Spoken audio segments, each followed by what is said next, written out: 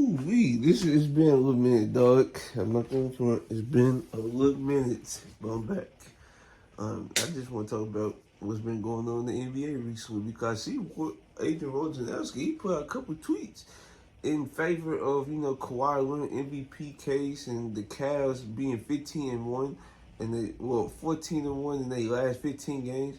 I'm like, that's pretty interesting because for the Cavs, per se, the Cavs been like, especially Donovan Mitchell. This is like one guard.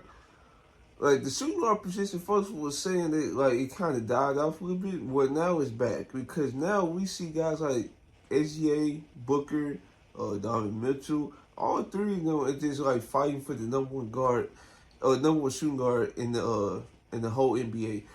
Because Donovan Mitchell this season has been amazing because the Cavs had injuries to Darius Garland, who's still hurt. Evan Mobley just came back. I think his first game was against the Clippers. It was just a bunch of injuries all over the place. But the one constant performer and who's been more available has been Donovan Mitchell. Now Donovan Mitchell, one of the most explosive scorers in the league. He just dropped a 70-piece, just last year, I believe.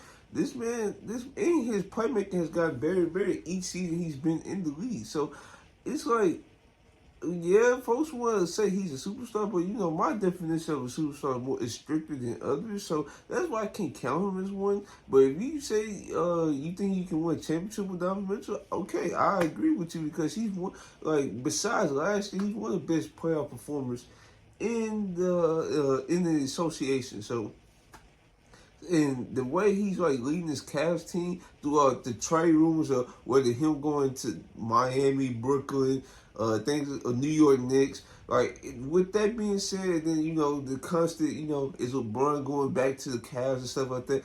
All these trade rumors and injury reports, long as more, he's still been the most consistent figure on that team. And without him, they would have been in the playing spot with all these injuries. So the Cavs, thank goodness, should be blessed that they have a guard like Donovan Mitchell stemming the tide for them.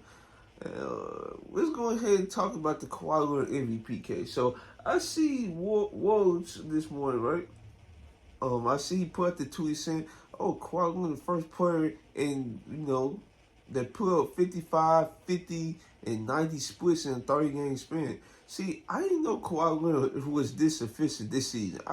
I'm not confirmed with you because I feel like he had a slow start to the season, right? Yeah, I was talking about a couple of years. He was getting out to slow starts, and folks are just weigh it out instead of making assumptions with him because Kawhi Leonard, he keeps like having like these knee surgeries and stuff like that. So that's why it takes him and other players such as like Julius Randle or something like that, when they have like all season surgery, they not on their feet most of the time. They just mostly trying to rehab just to try to even get back on the court. Most of the time, they not even like shooting shots when they going through the process of trying to recover from these surgeries. So that's why it takes folks longer to get in rhythm and stuff like that. So that's why Kawhi Leonard, he, like I said, I think he wasn't that good, but I feel he was good. And then when he started getting a rhythm and he's playing more this season, that's also the key contributing factor to this because last year and the years before they was trying to low manage him.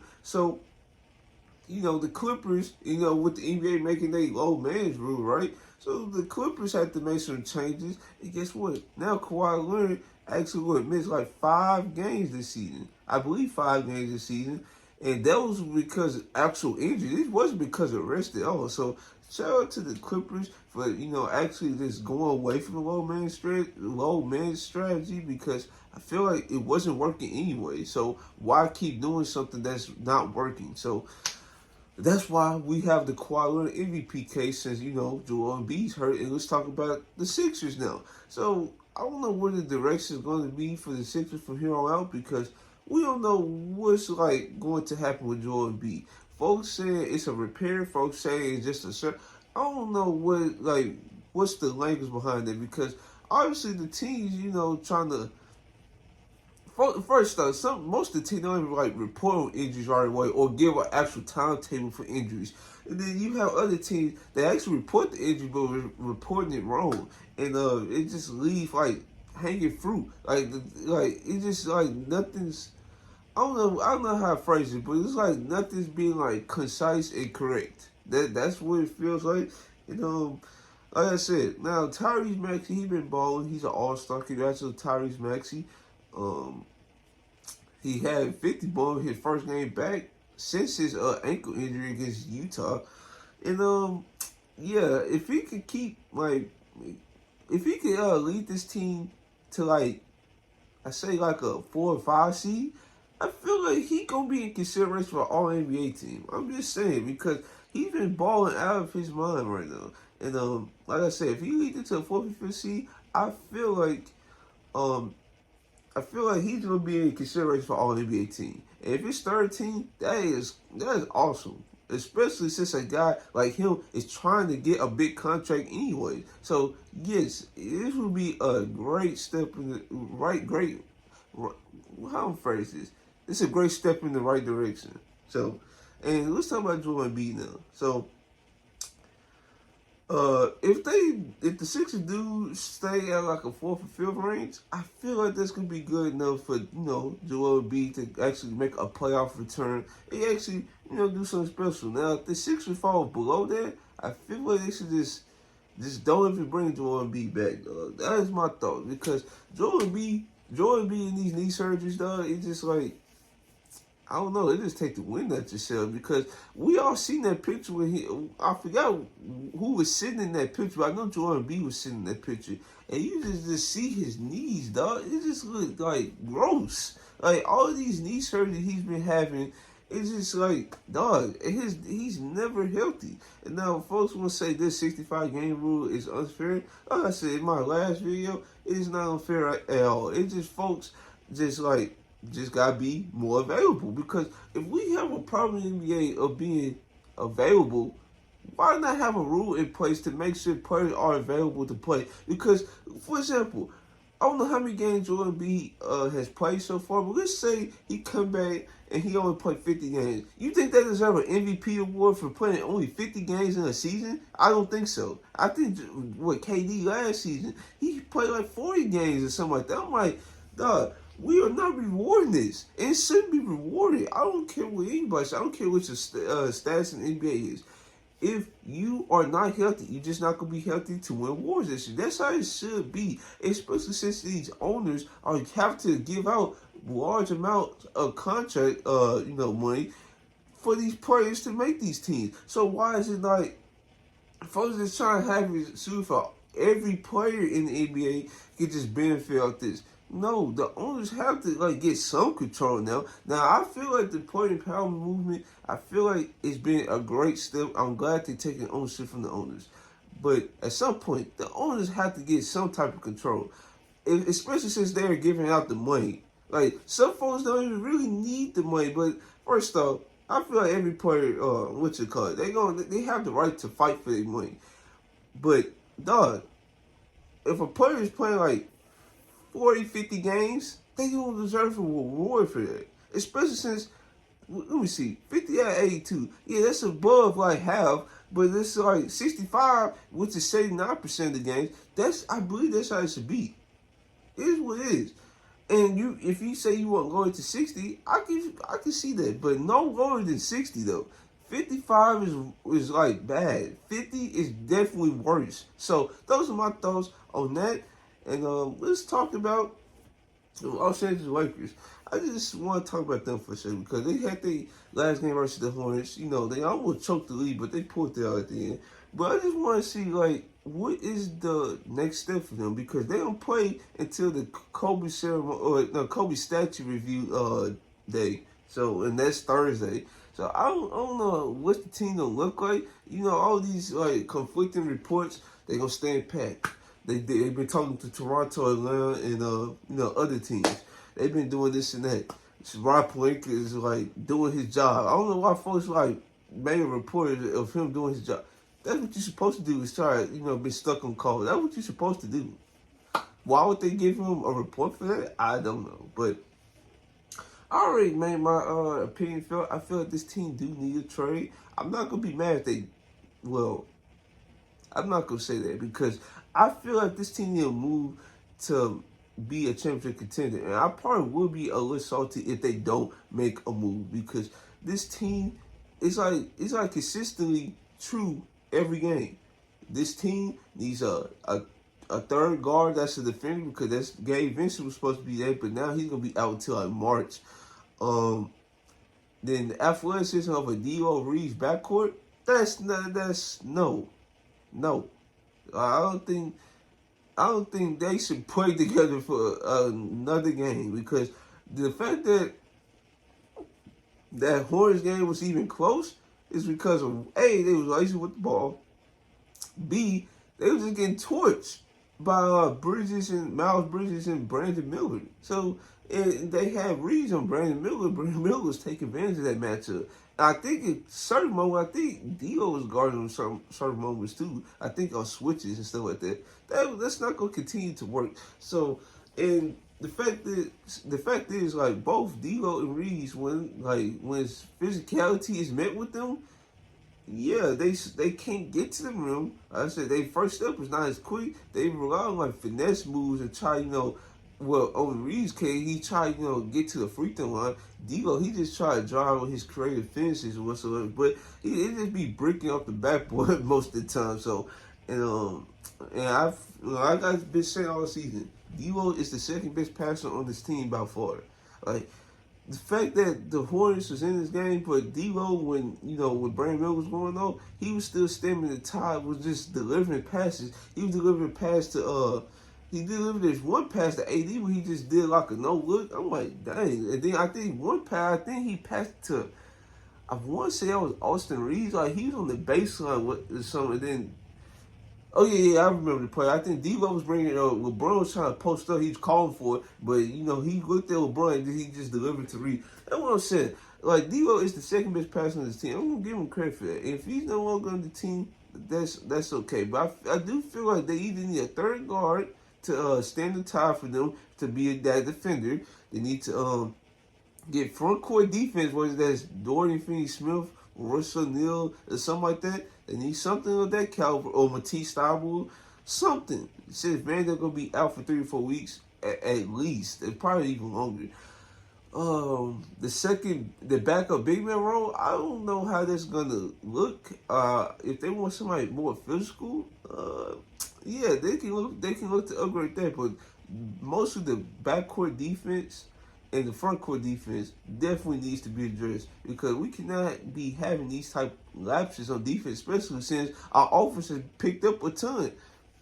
See what I'm saying? That's why I didn't give up on Darvin Ham. Like I said, I seen the offense last year. I knew this was gonna be a thing. I was just waiting on the fact that he was gonna pick it back up. He finally did in these 3-game span against the Celtics, Knicks, and the Hornets. So hopefully this continues. But let me see the Suns as of late. The Suns, I feel like they've been like in the same boat as almost the Lakers because they've been dealing with injuries a lot. But they've been stemming the tide. I know KD for sure. I believe he missed the least games out of the trio, and he definitely been stemming the tide. He's like the oldest 35-year-old to have a back-to-back 30-point game. It's like, and I feel like how old is Steph Curry? I think he's actually 35 this year. I'm about to say Steph Curry a couple years ago was dropping 31, but I don't think he was 35 then. But I think he's 35 now. But yeah, KD though. He's still the most efficient, player in the NBA. Him and Kawhi, of course. He actually been driving to the rim more. Those tour space actually been paying off. No, I'm just playing. But yeah. And let me see. Is there another team I want to talk about? Because the Nuggets, they've been consistent. They've been fighting in the 1 through 3 spot all season with the Timberwolves and Thunder. I know a couple times lost to the Thunder. Timberwolves. Now the thing I want to talk, actually, this is gonna be the last thing I talk about. Or actually, let's talk about the Bucks and the Celtics first. Now the Bucks and the Celtics. So Bucks, dog, this is like concerning, dog. I don't know what's going on. Like, dude, They are like blowing leads left and right. Their defense still hasn't picked up, but it's gonna take a while since Doc Rivers just got there, and their pieces is still the same. I don't know what they thought a coaching change was gonna do when the defense is going to still be the same when you start a Damian Lillard, Malik Beasley backcourt. I don't know what you expecting, and then you have Chris Middleton out with knee management. I'm like, dog, is his knee really this cooked, dog? Why did he get this type of extension? Probably legacy-wise, I guess, since he won a championship there. But why in the world is he getting like these type contracts if his knee's that bad? He got to rest every game. I don't know, man. And the Celtics, I just don't trust their fourth quarter like execution at all. This is like probably one of the worst fourth quarter teams. For a contender, this is one of the worst fourth quarter teams. And I believe also the Timberwolves on the West, which I'll be talking about after the Celtics, also the worst fourth quarter team, and for other reasons. But for the Celtics, I feel like they rely too much on the three ball. Like in the games, like versus the Lakers, most recently against the Warriors, against like these bottom feeders in the West, as of this moment, they just struggle to beat them because of how consistent they are on a game-to-game basis. Folks be saying, "Oh, the Celtics not locked in."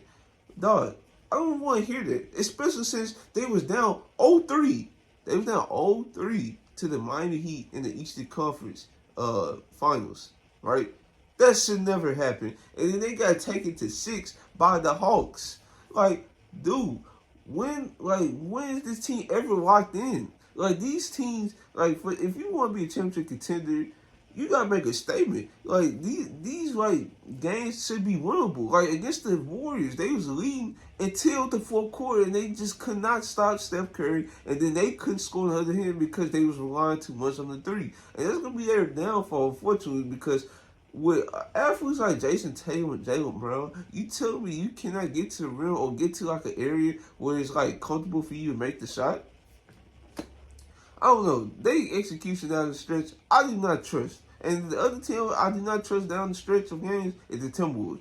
I feel like with the Timberwolves, it's more of a maturity thing. I'm gonna be honest with you. Because the Timberwolves, I believe they won the last game versus the Spurs. This man, Anthony Edwards, I think it was like 6 or 7 seconds ago. This brother is like literally walking up the court. I'm like, yo, what is he doing? And then I believe another night after that, I believe he twisted his ankle. What game was this? I forget what game that was, but I feel he twisted his ankle and he came back. And folks were saying he was taking the offense in the fourth quarter again. I'm like, dude. And then you had Karl-Anthony Towns after his 60-point game, right? He kept trying to hunt stats, and then and they ended up losing the game because he was trying to hunt stats all game. So yes, I feel like it's a maturity thing with this Timberwolves team. Yeah, you can be a leader off the court. That's fine, dandy. But actually being a leader on the court is a whole different story. And I feel like this could be one of the main reasons why we probably don't see the Timberwolves in the Western Conference Finals. Their execution down the stretch is like immature. They have really no leaders on the team besides Mike Conley. Mike Conley's a different story, especially like when he's in the game. I feel like they're like more. I feel like they get through their actions more precise when he's on the court, and that's pretty bad because relying on a 30, I don't know how old is he, like 35-plus-year-old guard to like get you actions and stuff like that, and when he's like his time in the NBA is not gonna be as long, it's not good. It's not good. Yeah, they just like I said, they gotta be more mature down the stretch, and also Coach Finch. He got called better plays to sell his players better. That's also another thing. So, yeah, that's all I got for today's video. I just wanted to like sit up here and talk since I haven't made a video in a while. And yeah, that's all I got. Let me know if you guys like this video. So I almost forgot one team, so that's why I'm coming back to this now. And I want to talk about the New York Knicks because first thing, they were just on a 9-game win streak. I almost got it pushed to 10, but the Lakers, stopped that. And OG Anunoby's been hurt for the last couple games, so I feel like that also hurt them a lot. But ever since the OG Anunoby trade, the Knicks has been one of the best defensive teams in the league so far. Then Julius Randle, he's also hurt too. So you missing like two out of the three top guys in your roster. You missing your starting big man, and they somehow still win games. They just give more credit to Jalen Brunson for actually producing on the for producing on the Knicks, and Tom Thibodeau for actually putting the defensive schemes in place to make sure guys like Jalen Brunson is hitting on defense. Make sure guys like Josh Hart's empowered to just muddy up the game. Him and McBride. They got a couple other pieces. Isaiah Hartenstein, one of the best rebounding bigs in the league. He's also a sneaky good rim protector too. This even dates back to his Clippers days as well, which they should have kept him, but they have the resources to do so. So that's why he went to the Knicks. Like I said, and then when Mitchell Robinson potentially coming back. Listen, if he comes back this season, I feel like the Knicks actually have a good chance actually this year to make the Eastern Conference Finals. Now, years prior when I believe like 2021, when they made the playoffs, yeah, folks who said they were going to make the Eastern Conference Finals, I did not believe them whatsoever. I just didn't trust their roster. They was starting Alfred Payton, whatever his name was. And Derrick Rose was their starting best player, so was their best player in the playoffs. So, yeah. So yeah, that's basically all the teams I want to talk about now. Depending on what's going to happen between now and the deadline, I definitely want to make a separate video on the Warriors because I feel like this situation is becoming more dire by the day. So yeah, that's all I got to say for today's video. Hope you like, comment, subscribe, and this is your boy Trail, and I'm out.